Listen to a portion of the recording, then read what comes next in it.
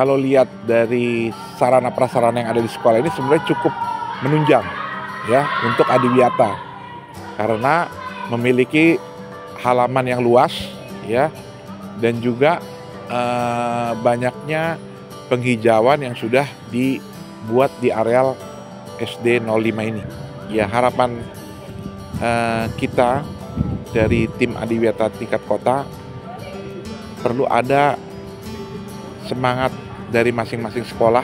terutama kepala sekolah ya yang memang bisa menggerakkan tim Pokja yang ada di lingkungan sekolahnya